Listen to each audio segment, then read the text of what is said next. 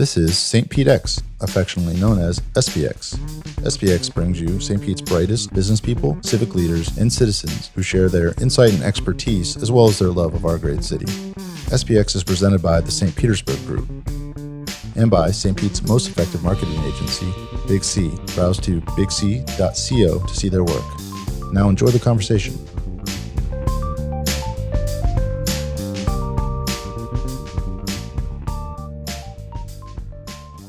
Conversation right, about hookers and That's the good stuff. hookers and cocaine. Back to that. So back to the hookers, It really is amazing how quickly it came because Central Avenue was all strip joints. There Really? were probably 6 or 8 of them between downtown and up to say where the brewery is. And what year would this have been? This would have been early 80s. 80s? Yeah. So they changed the law then, right? Now there's no strip joints there essentially now. Yep. So they pushed them all up to Largo or whatever. But it was, I grew up here and I'm not that old, and it was strip joints and hookers. And where Starbucks is 4th and 5th, and there's a cool little lake right behind it. Fourth or no, Street, that's 9th? 4th and 9th. 4th right? and 9th or 4th and 5th, right in that whole area. We would try on Fridays and Saturday nights, we're in high school, and you either tried to sneak out to Albert Wooded and get onto the airfield, or you tried to sneak downtown. There's nothing downtown, not even Moon Underwater yet. And by the time you got to 9th, if you made it that far, cops would stop you, turn you around, and then we'd try and sneak through Snell Isle. Cops would stop you and turn you around. Just wasn't. There was nothing. So Moon Underwater was truly the first, and that was 93. But there was no place to eat dinner. Wow. And so downtown was just a ghost town, and that's how far it came in such a short period of time. Amazing. So the Vinoy then was fenced off, a couple openings in it. People just went and claimed their rooms probably and stayed there. And then you guys, when you got in there, would you you felt safe? No. The high school thing was to try and sneak through one end of the Vinoy, typically this end where they're building the new condos, and just run all the way through it, out the back. And so you never actually went into the Vinoy? Oh no, we went in. You went in. Okay. Just run right through the lobby, all the way through the whole thing. And only one of the towers was there. So wow, there's lots of open land. Interesting. And that's how far it came in a short period of time. And the big thing is, there's when you're growing out the city, obviously Beach Drive is flourished now, and the pier, and then you almost see as kind of dead spots that you have to conquer. So the corner of Fifth Ave North and sort of 4th Street, and that area is it's a big power grid there, and there's sort of a dead spot, right? Yes. And then like you said, going up 4th Street, kind of a dead spot, and then you got the Outback came in, and then Chipotle came in, and they're sort of starting to squeeze in there, and eventually you feel like when the more developed spots come together with the more developed spots and close out the dead spots, then it really flourishes. It needs to come together. You can clearly see, especially, so we built a restaurant right there called Suzu, and I drive back through that neighborhood, and that lake right there, right behind the Banyan Tree Hotel. Yep. I don't remember the name of it, and it's no bigger than this building. That was one of the centers of town in the 1920s and 30s. And it became a drug haven. And now those whatever they call them, Florida, whatever the term is for those old houses, they're getting bought back. Cracker house? And you get Florida cracker, yeah. And you can see them one by one being refurbished, and it's just a matter of time before all that gentrifies and 4th Street works its way up. Yeah, and people are starting to buy this. A friend of mine, Quint Nordstar, who does the tropical smoothies around town. Right. He's buying space up in North 4th Street, and he's going to put a tropical smoothie up there, and then that's all connecting up to the Carillon area, which makes sense, right? Because that's a nice area as well. So obviously, where you're positioned, right there in the Deuces and that sort of 20 block.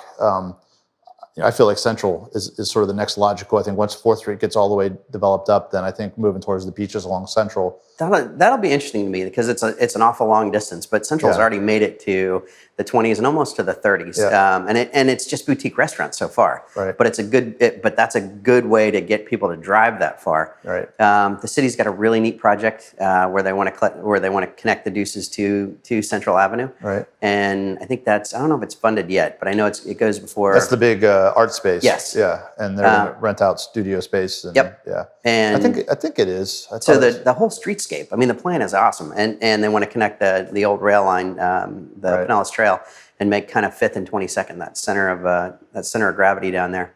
Yeah. So, but we've only been there 3 years, and in that 3 years, it has changed just monumentally.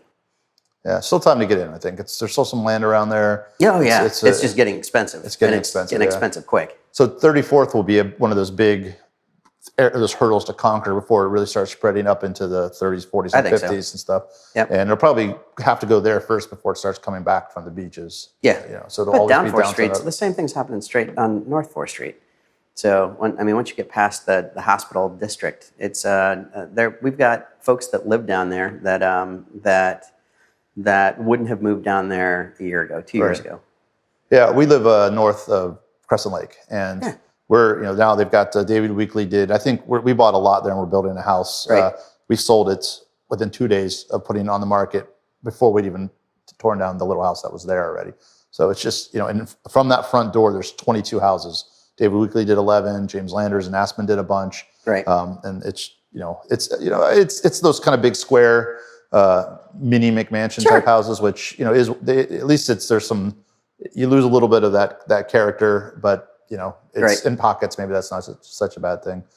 So tell me, what are your thoughts on gentrification? Do you think is there a way to do it right? Is it always bad, or is it nice because it's a stabilizing effect? So I think it's a great thing to gentrify. I think what's happening on 4th Street is awesome. I think what's happening in the industrial district is awesome. I think it's organic. Right. And the city, I think, became very aware of it and started to support it. The arts project that's going on was a great vision from the city in terms of, look what is happening. If we don't support this, it's going to die. Right. And it would. The industrial district is governed by statutes and city code that is nothing but built for an industrial district. Right. And when the city comes in and decides that we need to put in better lighting, we need to put in sidewalks that don't exist, I think that's what supports it, and they have. So I'm very excited about what is going to happen to the street that's in front of our building that was built just for 18-wheelers. And now they're talking about the independent business corridor as well, where they want certain blocks of Central to be only locally owned, non-franchise or local franchise. Yeah. Again, I give credit to the small business entrepreneurs, but it's interesting that I come from the corporate world. I come from Outback Steakhouse, and Outback very decidedly wrote off downtown St. Pete. And when we looked at, and this was part of one of my areas, and when we looked at, there are 89 Outbacks in the state of Florida now. They're in some small places, right? But they truly looked at downtown St. Pete and said, we can't compete with the locals. And now the city comes along and says, you know what, it's pretty neat that developed. Let's preserve that. So kind of got lucky. Yeah, well, I mean, you could say that, or you could just say that there is an entrepreneurial spirit, right? And the city looked at it and said we should be a part of this. So these are the things to me that make St. Pete unique. So how do you feel the balance is right now with, obviously we have some great restaurants. You're a part of some of those restaurants. We've got some great housing that's being built. The Hermitage right across the street from where we're filming. Down obviously beach and all up and through 3rd and 4th south and north. So there's some high rent, we'll call it, or more upper scale accommodation. Right. Where do you feel the money is going to come from to be able to afford those rents and afford those nice meals? Do you think we have that here already, or do you think, obviously from economic development standpoint, do you think we have some work to do on? Oh, I think we have some work to do. I think truly that. For me, I think that the school system is probably the most important, and it is very interesting that we've had this explosion in the past decade of small schools, both parochial and secular, and so there's a really good network of smaller private schools that are not really expensive. I think the county has some work to do on the public school system, but the private sector has really, truly, I was born and raised in the military, lived all over the place. And I find it very interesting that the private sector, however you define that in the school system, has looked at this and said, it's a neat place, we need better schools. Right. We'll just do it on our own. Yeah, and so our kids go to Montessori school down on the south side, and we loved it. And we're already up in the 2nd grade, and it's been a fantastic experience. Kind of the same logic goes with the real estate gap. Closing those with opportunity. Do you think that we need to do that with education? Because even though those schools, which are still, as far as total population-wise, only servicing a very tiny fraction of the people, kids, and mostly those who can afford it, obviously to close that gap, we have to do some of that work in public schools as well. Yes. Yeah, we have. I think we start with for me, we start with the fact that the city was able to preserve really neat parts of its geography. Mm-hmm. That there's find another city in Florida that owns 2 miles of waterfront property. Yeah. That is not unique. That's far beyond amazing. So okay, now look at how many city parks the city has, and how much the city over time was able to preserve. And then you couple that with the infrastructure it was able to bring in, like USF St. Pete. USF St. Pete was when I went to college back in the Stone Age. It was nothing more than a place that you could pick up some summer credits. Right. Now it's a real honest part of the university system. It's its own real school, and St. Pete College has grown the same way. So the public infrastructure, I think, has grown tremendously in the past 15 years and made it very inviting to folks that want to move into the area or open businesses in the area. What are your thoughts on the place that the pier plays in St. Pete? So, all right, the pier. The pier to me is the crown jewel. The 2 miles of waterfront is the meat of it. Mm-hmm. Am I for or against the pier? I grew up with it. I've known it for 40 years. I really think that in the beginning I was a little bit leery until I saw what it could be. My family is at the pool, at the dog beach. I like to go sit and work and watch the planes take off down at Albert Whitted. I mean, we use that 2 miles more than I thought we would, and I think that pier will really add to the essence of what that area is. So why were you leery? Let's talk about what were your reservations just in general about that, to spend, or that's what it really was. Is if we're going to spend that much public money, how wide of a swath of our own population is really going to use it? right? I had a restaurant right on the corner of Beach and Second, and so people would ask me all the time, and my question back to them would be, "Tell me the last time you went to the pier." And I didn't get a lot of positive answers, and I started to think. And so, to me, the pier itself is less useful than that massive parking lot that is probably the most prime piece of real estate in all of Pinellas County. Right. So the fact that something is being done with that, and that point sticking out to the south, I forgot it has a name. That's where the value is to me. Right. Cool. Well, and then obviously tourists, right? So most of the major cities have some focal point that is sort of a thing that people go see, and so that drives people down to Beach Drive. When they come into town, it's sort of, let's go downtown, let's go walk Beach Drive. And of course, with the plans, assuming that things go well with the Rowdies, then that corridor will be expanded, so it'll be a nice walking path, I believe is the plan, right past the stadium, all the way through the Dolly to connect all those. And I think you're right. I think that does round out the sort of total package. The best footage that I've ever seen selling St. Pete is from the blimp for the race. When you see the blimp just a couple hundred yards offshore, and you see the shoreline, and you see the pools on top of the high rises down there, and you clearly see the park system, and you see these cars coming around an airport that's right on the water, that to me sells us. So one final question about the pier. So you talked about obviously, if is there a value to having it? There's obviously a value to having it. How much value? What are the ingredients? What are the sort of usability factors of the pier that you feel are critical to making it worth having? To me, the value of the pier is the iconic nature of it. So if that's one of the parts that makes us stand out in your mind when you're deciding on where to take your family for a vacation, that more usable. But when you think of Orlando, you think of Disney. That's it. What else does Orlando? But you can clearly think of Orlando and you see this picture. So when you think I'm going to go to the beach, or I'm going to take my family and head to the place in the water, if that picture of the pier pops, I think that's the biggest value to us. It is, and what they're designing, it becomes much more usable. It becomes much more pedestrian. It becomes much more of a destination for the citizens of St. Pete, with better offerings aside from a bait shop that it was before. But I think the ultimate value is that iconic picture that's going to come out of it. As long as they keep the terrifying pelicans that scare the kids, then we'll be okay. Right. That's half Sure. the fun going there, I think, is watching the kids run. So along those lines, then, do you feel like we might have gone too usable? I.e., we think about something like the St. Louis Arch or the Space Needle in Seattle, or some of those things that are kind of a city's kind of known for. Do you think we need more of that potentially to make it iconic, or do you think just the usability and the big sloping? No, I don't. I think that what we've done is more than enough. I think we approached the edge of what we really need to do to make that piece of us iconic. We're not surrounded by our water park. We're far enough away from that Disney element. Right. But we have this great hotel system that works its way all the way down to these really cool boutique hotels.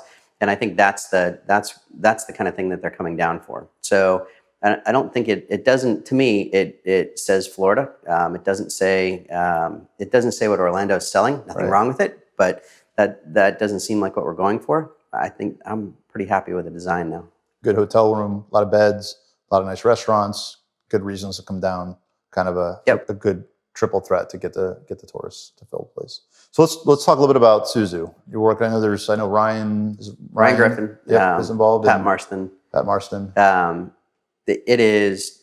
Suzu is one of our partners, Pat Marston. It's his dream, and we really looked at it and said St. Pete will expand. It's not there yet. Back to the idea of gentrification. So it's really on the edge of what is downtown St. Pete, and it's a next generation restaurant. It's a high end sushi and Japanese cuisine. So it doesn't fit the absolute mainstream, but it's a really unique experience. About a year ago, a gift certificate landed on my desk, and I went and checked it out, and I've been back many times since. Thank you very much. Fantastic place. So it's getting there. It's good. Yeah. Cool. And then obviously a little other semi-successful restaurant called Bella Brava. Right. That, is blowing the lid off things right now. Yeah, they have. So we, Ty and I have been. Ty is our brewer and our chef. We've been gone now for about 3 years. Yep. But they have continued the path. Yeah. It has gotten bigger and busier and better, in my opinion. And really a credit to the folks that took it over and run it now, but also a credit to the city and what Beach Drive has been able to become. It's not. I don't think Beach Drive is done yet. It needs to evolve. I think Bella Brava will be a part of it. Cassis will be a part of it. But there's more to come out of Beach Drive than what it is right now. You may be interested to know that our consulting group is called the St. Petersburg Group. It's a group of local executives, and we're working on. This is one of the projects that we're working on, but we actually just got signed a partnership with the Chamber and Visit St. Pete Clearwater to brand Beach Drive, and so we're going to be launching beachdrive.com. Very cool. Beachdrive.com in probably about a month. That's awesome. So yeah, just because no one has really put an overarching online destination to just know what's going on there and get to know the restaurants. We're hoping to put a live cam up, so you always have a live view of Beach Drive. Obviously, involve all the establishments there to have a profile page with links to their menus and to their websites and that sort of thing. So we're pretty excited. That's awesome for that as well. And Beach Drive is just awesome. And then we'll have a pier project coming after that too, which may end up where pier stuff comes out. So. Very cool. It's about time. Why are you not packing up and leaving St. Pete? Why are you continuing to open businesses here? So my family, from my parents to my wife and my kids, and we have been here, or I have been here now on and off for 40 years. And I've enjoyed watching St. Pete become what it is today. And it's really, in my opinion, all happened in the past 10 years. And when you look at, go back 15 years, and my wife and I were just getting started, and my job allowed me to live anywhere in the state of Florida. And initially we did live somewhere else. We lived in Brandon. And when you come back and you drive around, there's too much to offer. I enjoy driving through Snell Isle. I enjoy going and hanging out by Albert Whitted. I enjoy. I can keep going and keep going. Right. And St. Pete still has that small town feel to it. It's not, but it still really has that small town feel to it. And it's back to what we talked about with preserving the mom and pops and the small entrepreneurial places, and the storefronts that are owned by neighbors. And that was that's really, I guess, probably a big part of what's kept us here. So one little known fact, since you have 3 daughters, Right. is, once you get over the 22nd Ave North Bridge on the Right. Snell Isle, Right. you can follow that. It's almost 5 miles of uninterrupted road, which when we had our babies, we'd put them in the car and drive them. And, when the stopping at stop lights and stop signs would always sort of wake them up a little bit. And you could go a solid, nice cruising pace, 10, 15 minutes before you'd hit anywhere you had to stop, which is actually rarer than you would think in St. Pete. Now that I think about it, it really is. You can make it all the way up to the road. It stops. You turn right to get to the finger streets that have the state names on them. Yeah. So you can make it all the way there without stopping. That's pretty interesting. Yeah. So I would challenge anyone to find a longer, maybe the road that runs up by Whedon is, Right. That's 3 miles maybe, but yeah, especially for nice views and seeing the nice houses and stuff. So I've thought about that. Yeah, my oldest is about to start driving. So she can, might be useful when they have a few years, hopefully, when they have a place where she can hit a couple curbs maybe. Yeah. So families, why is St. Pete the place to raise a family? So for me, it is still that small town feel. Mm. It's still that fact that we have suburbs in the middle of urban areas, that you can still have that quiet family street that you live on where the kids can play outside, and you're not that far from X, and that being everything that you need. The downtown to me has burgeoned into what is a downtown, what is a traditional. It reminds me of. It reminds me of being in small town North Carolina, except it's on the water. Right. So, these are the elements that to me make that experience something that I want my kids to be a part of. All the basics are taken care of in St. Pete. We feel safe, we feel secure, we feel sound. We feel like that the city is run more than well enough that all of our needs are met. And then there is that element of St. Pete has defining elements to it. St. Pete has, in addition to the 2 miles of waterfront property that we talked about, in addition to Beach Drive, it has big elements that make it its own, like Duncan McClellan and the Chihuly Museum, and it has its own soccer team, and it has its own baseball team, to all the way down to when I want something for my anniversary or birthday. It's very easy to go find unique things because we have this giant artist district that is entrepreneurial in nature, and so those are the defining things that keep us here. So I'd love to hear your thoughts on the beer scene in St. Pete's. We have a site called the Brewery Bay, which we have a lot of beer lovers here, and obviously there's been a ton of them that have it's blossomed, I should say. Right. So, what do you feel like? It's come. Where's it going? I'd love just to wax about that. Sure. So the brewery scene in the state of Florida is young. It is one of the last states to really blossom. But what makes it unique is there's been this trend in the dining industry for fresh caught, farm raised, local. Keep going as far as you want. And the truth is that really that's hard to do, and there's not a lot of that. Cows, there are no cows living in the city of St. Petersburg, and truthfully, we don't grow rhubarb anywhere around here, and we don't make vodka. We do now, right. But brewing became really, to me, coming from the restaurant business, one of the first parts of the human consumption food chain that was really able to say it's sourced local, it's made local. And then in the state of Florida, it really took off in Tampa, more so than any other place. And that germination happened in St. Petersburg as well. So we currently have a little over 200 breweries in the state of Florida, 205 or so. Of those, more than a quarter are in the greater Tampa Bay area. And in St. Pete alone, we have about 10 now. And that becomes its own self-fulfilling prophecy, which is really cool. We have Doug at Cycle, who really is a true artist. Mm-hmm. We have Chris at Green Bench, who really is making specific beers and really getting known around the country. And then Ty at Three Daughters. And so the self-fulfilling part is that we're growing brewers, and it's an industry that you don't just go and learn anywhere. You need somebody like the guys that I just mentioned to study under. Yeah. So now, over the next X amount of time, and that X amount of time isn't a lot, these brewers will decide they're entrepreneurial, and some of them will, and do it on their own. So I think that the age of the time of building big breweries is done, but the more boutique micro breweries, I think that I will not be surprised when the city of St. Pete has 25 of them. So you think there's plenty of room to support Absolutely. that? Support Absolutely. That? I guess it wouldn't be a bad thing if St. Pete was known for that. Yes, I think so. I absolutely think so. It's artistry. It is. It's nothing more than what's happening in the Warehouse Arts District. And what's neat is, and this may be just new for me, and I know in other cities they've done this, but actually it's a family affair. You guys have all the great things to do, and Green Bench has the grassy space, and, Yep. and people are bringing their families and hanging out for the afternoon. That was it is interesting to me how things get recycled over time.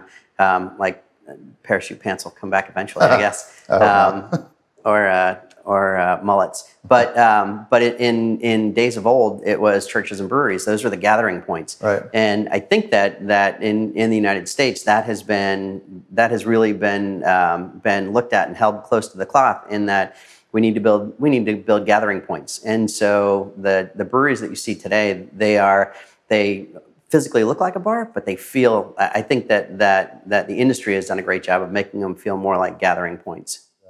Sure. And what do you think about? Looks like there's starting to be some roots growing for spirits as well. Absolutely. Yeah. The third distillery, American Freedom, is well, they're distilling, but they're just starting to do some parties, and they're right down the street from us. Really neat group of guys. Are they in the Tesla building? There's one going in there, right? Yes. Yeah. Yep. That's them. So now we have three. Now we have three in the state of, or three in downtown St. Pete, Right. And that's a much harder industry, much harder to learn how to do. Right. But the fact that we have three, I would bet you there are less than 10 in the state of Florida right now, and we have three of them in a rock's throw distance. So I think that's pretty neat. Any vision for the future for what's next for you? You've gone through, obviously, in the food space, moved into craft beer, and you seem to have a build them and turn them over and move on to something else. So the cidery has got a ways there. The brewery's got a ways to go. Mm-hmm. We have built the cidery. It's in its infancy. The tasting room. I over the next year and a half, I really want to work on the tasting room. I think it can be much bigger. The brewery itself we're at about maybe 20% of the capacity that it can do. So we have a lot of work to do there, and then the cidery is really my big project. And so I think this one's going to be a while. There's too much fun to be had in doing this. But we've reached the state of Florida. I think we're going to make it into the islands. We've made it into Costa Rica. We've made it into Brazil, and just small footprints. But this has. I think this is the pinnacle of my hospitality career. Will there be something next? I don't know yet. This one has the vision for what this was going to be, and 5 years ago when we started, is completely different now. And there's just a lot more. There's a lot more to conquer than I originally thought there would be.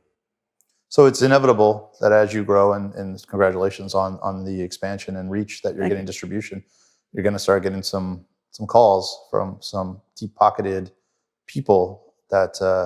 We saw that happen to a couple of the breweries in Tampa, and that may happen here. It will. We've received a few calls already. Yeah. So our investors are all friends and family, and the vast majority of them live here in the neighborhood. My wife and I thoroughly enjoy what we do, and we make more than enough money for supporting our lifestyle, and we have a really good time doing this. So for us, we are probably. I can't think of anything that I would want to do over the next 5 years. Will we look for more growth? Yes. Will we need some more investment? Yes. If somebody came along and offered us $1 billion, I think we'd seriously consider it. Short of that, we really enjoy what we're doing and have no intention of doing anything else. That's great to hear. All right. So finish up. What would you love to see St. Pete bring in? And just, something you've sort of said, whether it be an event, whether it be an industry, whether it be, something you think that would round out St. Pete. Is there anything that jumps out at you that it'd be cool to see more of here? That's interesting.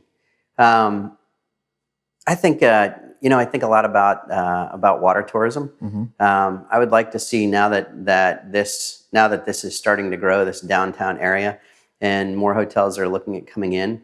I don't think that we're a cruise ship port by any means, Right. but there aren't a lot of destinations for folks with boats anywhere from 20 feet to however big, 80 Right. feet. And I think that with what the pier will end up looking like and downtown St. Pete is growing into, I think there's room for water tourism. I am extremely interested to see what happens with the 80 acres that the Rays are built on right now. Right. And I think that St. Pete will grow into more of just an arts district and more of an arts destination. So with Chihuly being closer to the arts district, and with what Duncan McClellan is growing into, and with what Mark Ailing is building down there, I really think that, and it seems like the city is more focused on growing that arts district into something that is more than the place that you and I go to look for wedding gifts and anniversary presents into. That's part of our vacation when we go. So I'm very interested in how the arts district grows. So arts, great beer, great food, great waterfront, not a bad place to Yes, absolutely. Awesome. So final question, just since you have deep roots in the community, anybody that's doing some work in St. Pete now that has a new business, has a new restaurant, has a new effort that you'd love to give some exposure to, or even just show some appreciation for? If I had to pick somebody who is changing the landscape and the fabric of St. Petersburg, I would probably pick Beth Houghton. Beth runs the free clinic and the St. Petersburg Free Clinic. And when you look at, it's not incredibly hard comparatively. Stick with me on the point. It's not incredibly hard to raise money to build a pier, to make things that are iconic, or to support what's growing. But to me, it is how do you make sure the infrastructure for what happens behind all this keeps pace? And the free clinic has been around since the 20s and has always done great work. But Beth has now grown it into a much bigger, more important part of our society in terms of taking care of those amongst us who need some help. And it has branched off into medical. It has branched off into food in terms of pack-a-sack lunches. It has just gotten it is now weaved vines into a lot of different areas of how do we take care of a small town that is really a big city. So my shout out would be to Beth Houghton. Cool. All right. I think that's good. I appreciate it. Thank you. Feeling all right? Good. That was awesome. You've made it to the end of another great episode. For show notes, head to stpete.co to the show notes page, which includes links to all the resources mentioned in the show, as well as quotes and key insights from the show and information about the guest and the host. Thanks again to our sponsor, Big C. Head to Big C, that's BIGSEA.co to check out their work. And if you like what you heard, make sure to share this episode on social media and leave a comment. See you next time.